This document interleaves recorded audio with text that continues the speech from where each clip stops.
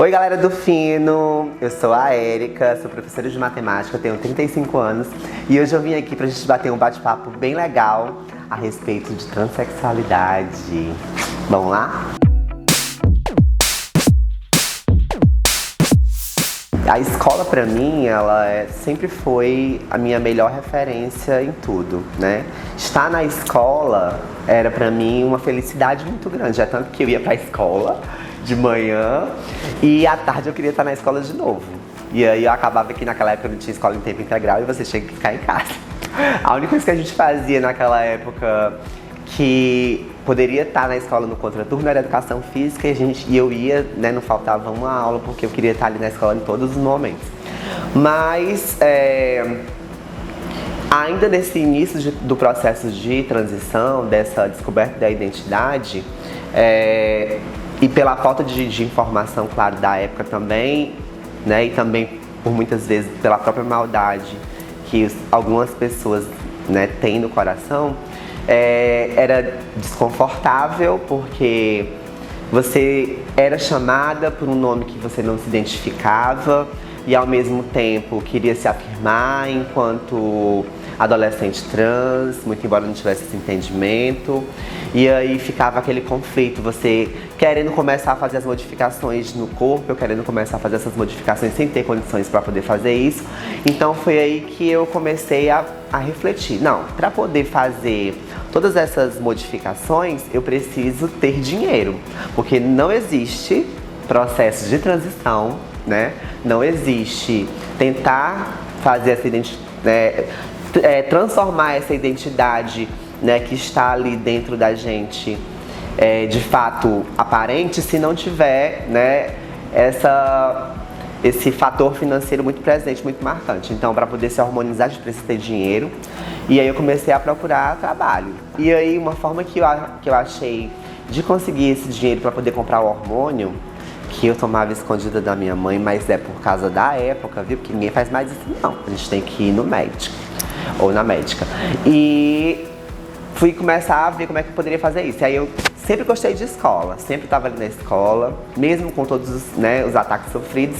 E o que foi que eu pensei? Não, eu tenho que arranjar um emprego. E fui, um dia acordei de manhã, né, e aí fui pra aula. Quando eu voltei da aula, tinha uma creche na minha rua. E aí eu disse assim, mãe, eu vou lá nessa creche e vou pedir pra me ajudar as professoras.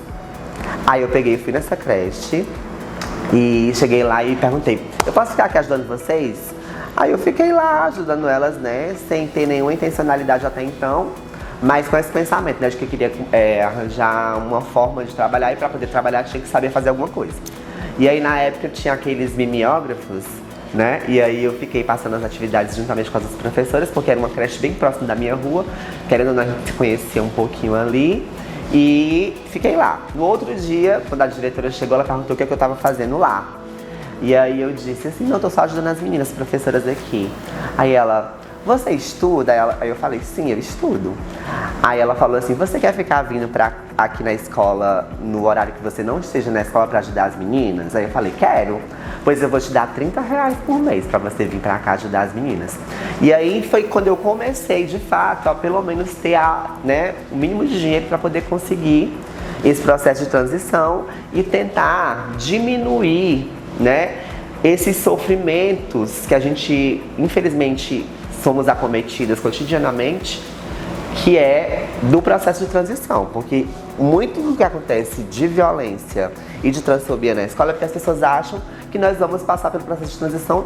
Hoje eu já amanheci e já estou, né, com aparência feminina, se for me identificar enquanto menina trans ou travesti, e com a aparência masculina, se for me identificar enquanto um homem trans, menino trans. E não é assim, né? E a gente precisa ter dinheiro para poder fazer isso. E foi assim que tudo começou. Uma coisa que eu não tinha te falado, que também por muitas vezes foi muito doloroso falar sobre isso, mas hoje eu já tenho um outro entendimento, né? Tenho outra consciência e pra mim não vejo nenhum problema em falar sobre.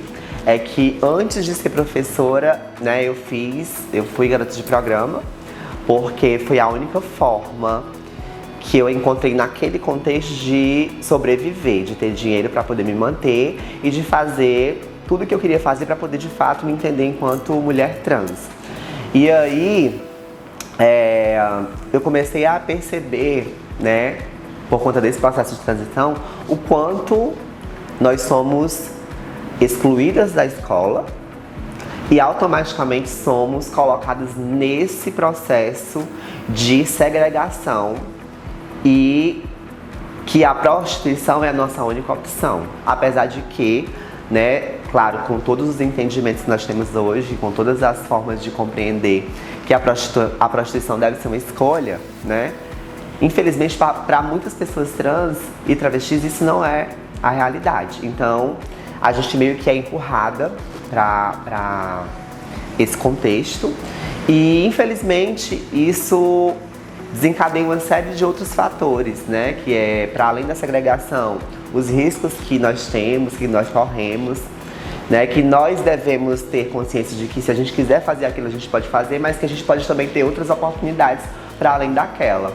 E aí foi, né, tendo essa consciência que eu fui fazer, né? Mas tinha em mente que era por tempo determinado. Porque o que eu queria realmente era ser professora, eu queria dar aula e, de fato, depois de tudo aquilo que eu vivi, né, lá nessa época, eu voltei para poder fazer a licenciatura e seguir com o meu sonho, que sempre foi de ser professora. Não é fácil, né, furar essa bolha, né, porque nós somos colocadas lá sem muitas vezes nenhum tipo de escolha. E aí eu repito que a prostituição ela precisa ser desestigmatizada. Nós precisamos colocar a prostituição num lugar de profissão e, para além desse lugar de profissão, de escolha e não de única opção, né? Nós precisamos compreender que a mulher travesti, a mulher trans, o homem trans, enfim, que esteja com vontade, que queira fazer do seu corpo o que quiser, com o seu corpo o que quiser, possa fazer. Mas que a gente possa também escolher estar em outros espaços, como a gente vem, né, conquistando assim bem recentemente, estarmos em espaços onde a gente pode ser advogada, onde a gente pode ser professora, a gente pode ser médica, enfim, espaços que nos garantem outras vivências profissionais, né, para além da prostituição. Mas, infelizmente, essa realidade ela ainda é muito pequena para muitas de nós, né? O que a gente mais escuta são relatos de meninas trans, travestis, homens trans que não tiveram acesso à escola. Como é que eu vou conseguir me profissionalizar, né? Ter uma profissão de fato se eu não tenho acesso à escola? E para além desse acesso, porque nós temos agora diversas resoluções, regulamentos, né? Leis que nos garantem o uso do nome social, acesso à escola. Para além desse acesso, nós precisamos ter uma permanência positiva, né? Porque como é que eu acessei a escola, estou lá, né? Mas eu não respeito o meu nome social. Então, automaticamente, isso já gera um processo de exclusão. Então, eu não vou estar à vontade naquele espaço. Automaticamente, eu vou desistir, vou ser excluída. Porque não é expulsa, não é evadida, é excluída, é expulsa, né? E aí, como é que eu vou fazer tudo isso? Como é que eu vou ter uma oportunidade de me profissionalizar se eu não vou ter o mínimo de garantia que é estar lá na educação básica, concluindo meus estudos para poder depois pensar nessa profissionalização? Quando você fala lutar 10 vezes mais que mulheres cis, né? Eu acho que por si só a vivência do ser mulher, ela é desafiadora, né? Mesmo nas sociedades que nós temos o entendimento de que esse processo já foi conquistado, né? Que as mulheres já conquistaram espaços que por muito tempo foram negados. Pensar em mulheres trans e travestis e homens trans dentro desses espaços é algo ainda mais recente, né? Então, a luta cotidiana é por esse respeito, né? Por essa inserção.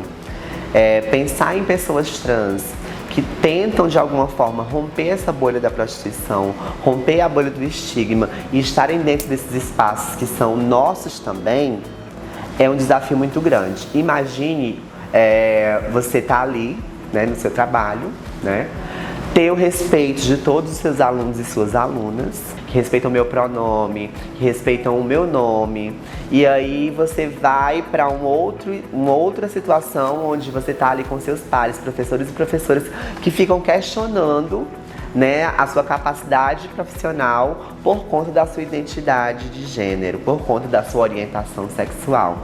Então, o desafio maior de estar inseridas nos espaços, né, estarmos inseridas nesses espaços, é tentar, de alguma forma, legitimar a nossa presença nesses espaços. A todo momento eu preciso estar me colocando como aquela professora que faz as coisas bem feitas, que nunca erra, que tá ali, que não falta, para poder, de alguma forma, as pessoas não me visualizarem enquanto a travesti, mas sim como uma professora excelente. Hoje, né, sou professora de matemática, né, depois de todas essas barreiras enfrentadas na adolescência, né, depois, para poder me afirmar enquanto profissional. Estou há 12 anos já na docência, né? Sou professora de 2 redes municipais lá no Ceará, né, em Itaitinga e Maranguape. E para poder me afirmar enquanto professora, né, tive que enfrentar muitas barreiras. E aí, dentro dessas barreiras, tentar inserir outras pessoas trans também dentro dessa escola, que é diversa. Mas que a gente, né, por muitas vezes, mesmo esmorecendo, consegue resistir. E há pouco tempo me tornei mestra pela Universidade Federal, né, Rural do Semiárido.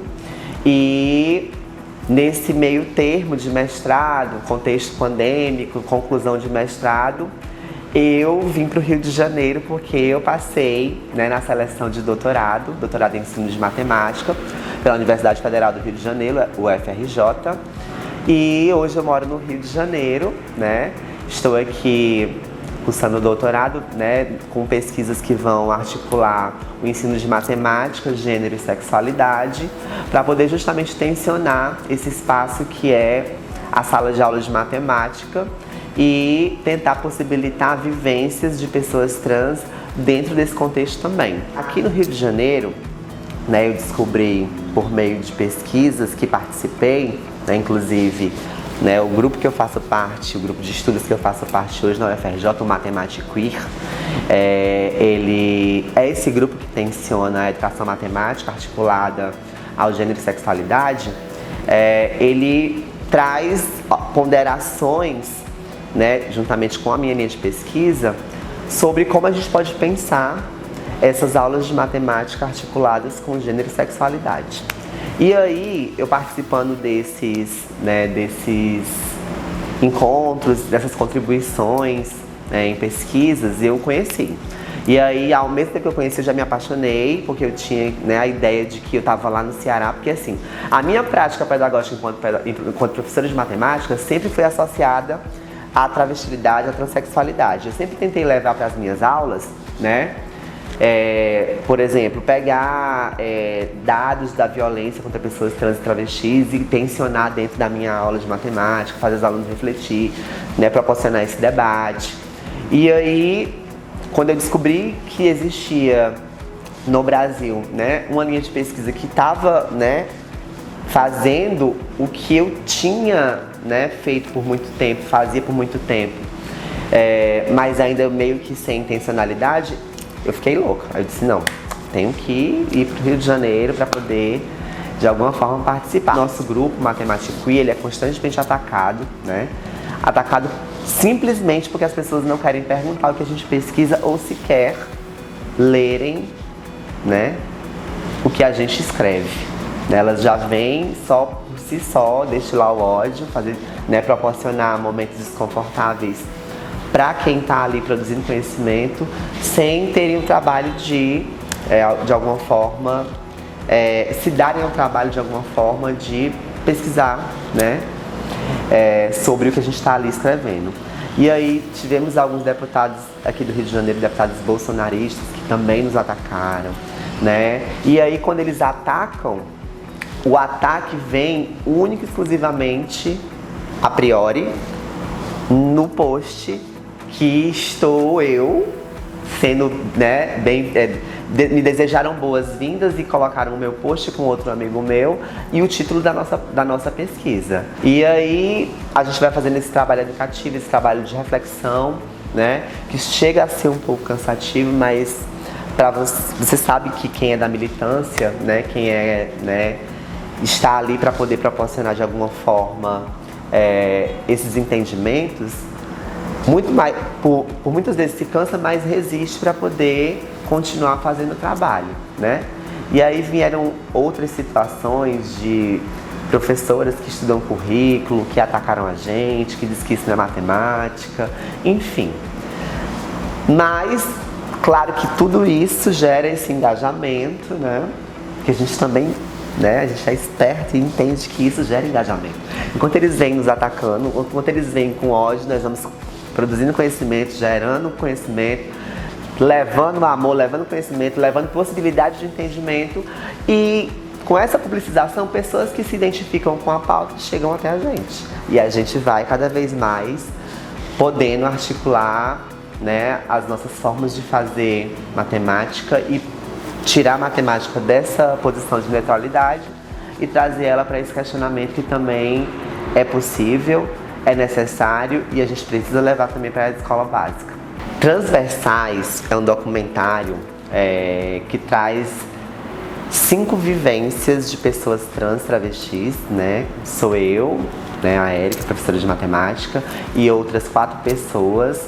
E os atravessamentos que as vivências de pessoas trans e travestis proporcionam, né, dentro desse contexto que vai profissional, familiar, de vivências do dia a dia.